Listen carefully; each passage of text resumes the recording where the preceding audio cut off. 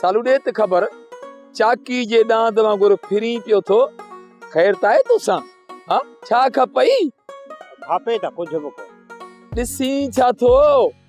छा वज़ीफ़ो थो पढ़ी छा? जा सोची पियो थो लीमो मरे तां बचड़ जो पासो वठो हा न? उहा त अॻे पोइ हुई मुंहिंजी। अरे छा तुंहिंजी आ? छा थो चवीं?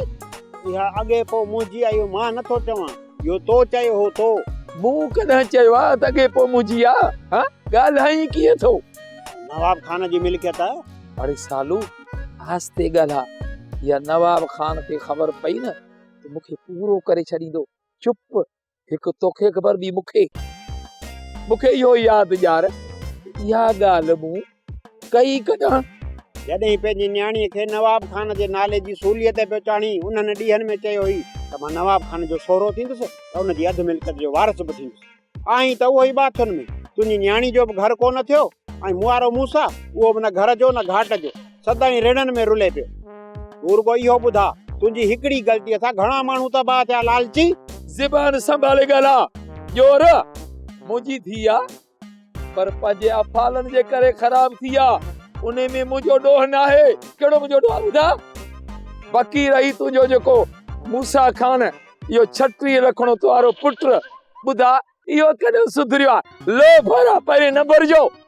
नैना दी शादी खां पहिरियां बि दर पधरो, हाणे बि दर पधरा, लो भरा पहिरें न भरजो। बाक़ी रही नवाब खान जी मिल्कियत जो वारिस, उहो त मां आहियां न, इन में को शक आहे छा? हाणे बि वारिस आहीं, उहो वरी हिकु त नवाब खान वटि मुंहिंजी कमदारी हले पई थी, वरी मथां हाशू खे बचियो थम मुंहिंजूं पाड़ू नवाब वटि सोघियूं आहिनि, पुख़्तियूं आहिनि। तूं पंहिंजो सोच, पंहिंजो बचियो अथई हिकिड़ो घर, बेगुल ऐं मखण इहे फॿाईंदई। बाक़ी तूं वो ॿुधो न थई, धोबी जो कुतो, न घर जो न तड़ जो, ऐं तूं रोड ते पाठा बेड़ी दे पाठा।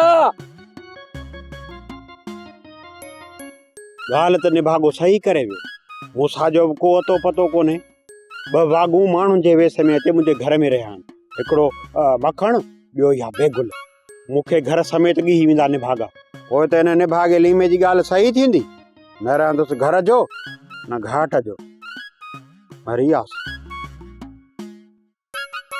सोप सीरियल तकरार तमाम एपिसोड ॾिसो हाणे HD क्वालिटी में। विजिट कयो असांजो YouTube channel Sindh TV HD drama.